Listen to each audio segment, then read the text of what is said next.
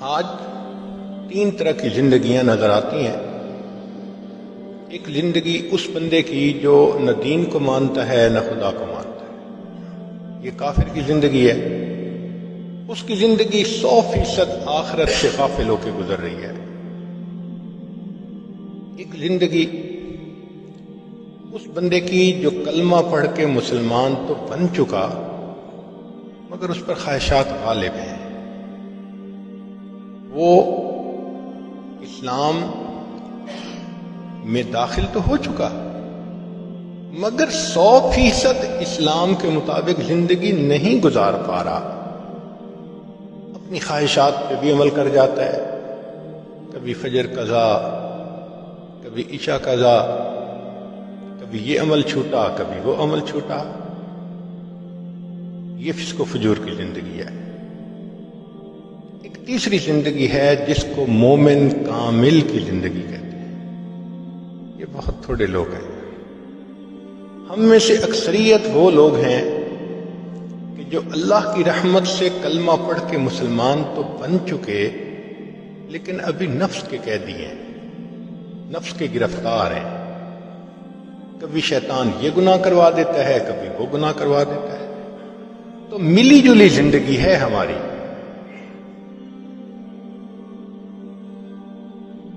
نام ہم مسلمان کا اپنے اوپر لے رہے ہیں، الحمدللہ کہ ہم نے کلمہ پڑھا ہے، مگر 100% شریعت کے مطابق زندگی ہماری نہیں ہے۔ مسجد میں نماز پڑھ کے نکلتے ہیں، مسجد کے دروازے سے بد نظری شروع کر دیتے ہیں۔ نماز بھی 5 وقت پڑھتے ہیں، زبان سے جھوٹ بھی بولتے ہیں۔ ہم دین میں وقت بھی لگاتے ہیں، کاروبار میں دھوکہ بھی دیتے ہیں۔ تو کہنے کو مسلمان مگر کام مسلمان والے نہیں ہیں۔ یہ ملی جلی زندگی ہے، اور اکثر زندگی آپ کو ایسے ہی ملے گی۔ اکثر مسلمانوں کو آپ دیکھیں وہ اسی طرح کی زندگی گزار رہے ہیں، آدھا تیتر آدھا بٹیر۔ یہ ہماری زندگی کی ایک ترتیب بنی ہوئی ہے۔ چنانچہ سکرین پہ غیر محرم کو دیکھنا معمول بنا ہوا ہے بعض گھروں میں، خبروں کے نام پہ۔ محفلیں ہوتی ہیں شادی بیاہ کی تو مرد اور عورت کی مخلوط محفلیں ہوتی ہیں، پردے کا بھی کوئی خیال نہیں ہوتا۔ تو ہیں بھی مسلمان الحمدللہ، مگر مرضی کی زندگی ہے، شریعت والی زندگی نہیں نظر آتی۔ نتیجہ کیا ہوتا ہے کہ مسلمان ہونے کے باوجود ہم اسلام کی برکتوں سے واقف نہیں ہوتے، ہم اسلام کی برکتوں سے محروم ہوتے ہیں۔ ہمارے ایک چھوٹے بچے نے آئی پیڈ کے اوپر کوڈ لگانا سیکھ لیا، چھوٹی سی عمر تھی۔ اب اس کا بڑا شوق، جب آئی پیڈ ہاتھ میں آئے روز اس کا کوڈ بدل کے نیا۔ اس کی امی نے اس کو سکھایا کہ دیکھو بچے، ایک ڈیجٹ رکھنا 3 4 5 تاکہ تمہیں پتہ رہے کہ کوڈ کیا ہے۔ اس کو یاد۔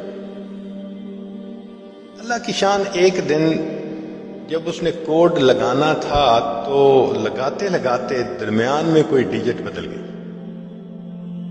اب اس نے آئی پیڈ کو کھولنا چاہا، نہ کھلا۔ والدہ کو کہا، آئی پیڈ نہیں کھلتا۔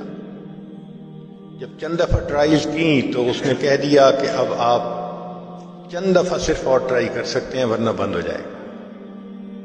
ہم نے ایک آئی ٹی اسپیشلسٹ تھے، ان سے ریکویسٹ کی کہ بھئی بچہ رو بھی رہا ہے اور غلطی بھی کر بیٹھے۔ اس نے 2 دفعہ ٹرائی کی تو آئی پیڈ مستقل بند ہو گیا، کھلتا ہی نہیں۔ اب ہمیں پھر دکاندار کے پاس جانا پڑا۔ اس نے ٹوٹل اس کو ریکنفیگر کیا، سارا ڈیٹا بھی گیا، فلاں بھی گیا، پھر جا کے نیا اس کا کوڈ بنا۔ اس دن بات سمجھ میں آئی کہ دیکھو، ایک ڈیجٹ کا فرق پڑا وہ بچہ بتاتا تھا کہ میں نے 4 کا کوڈ لگایا تھا لیکن اس میں سے ایک ڈیجٹ کوئی اور ہو گئی تھی، نہیں کھلا۔ یوں ہی سمجھیں کہ ہماری زندگی میں اگر گناہوں کے 100 ڈیجٹ ہیں جو تالا بنا ہوا ہے، اب اس میں سے ہم نے 60 ڈیجٹ ٹھیک کر لیے، 70 ٹھیک کر لیے، 80 ٹھیک کر لیے، تالا تو نہیں نہ کھلے گا، تالا تو بند ہی ہے جب تک کہ سب کی سب ڈیجٹ ٹھیک نہیں ہو۔ شریعت نے کہا کہ جو بندہ 100% گناہوں سے بچے گا، وَلَوْ أَنَّ أَهْلَ الْقُرَىٰ آمَنُوا وَاتَّقَوْا لَفَتَحْنَا عَلَيْهِمْ بَرَكَاتٍ مِّنَ السَّمَاءِ، اگر یہ بستی دیسوں والے ایمان لاتے، تقوی اختیار کرتے، ہم آسمان سے برکتوں کے دروازے کھول دیتے۔ اب برکتوں کے دروازوں پر تو گناہوں کا کوڈ لگا ہوا ہے، جب تک ہر گناہ کو نہیں چھوڑیں گے تالا نہیں کھلے گا۔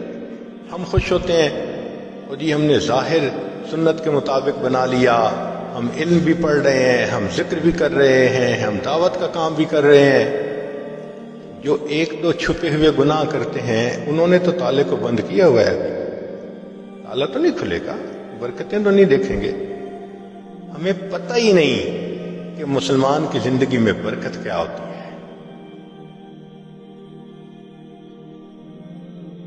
ہاں 100% گناہ سے توبہ کریں، پھر ہاتھ اٹھے، اللہ تعالیٰ کو ہاتھ رد کرتے ہوئے لحاظ آئے گا، شرم آئے گی۔ مومن کا تو مقام ہی کچھ اور ہوتا ہے۔ تو ملی جلی کی زندگی کی وجہ سے ہم پریشان بھی ہوتے ہیں، کچھ سکون کا بھی وقت گزرتا ہے، اور یہی ہماری زندگی کی ایک ترتیب بنی ہوئی۔ جو کچھ سنا گیا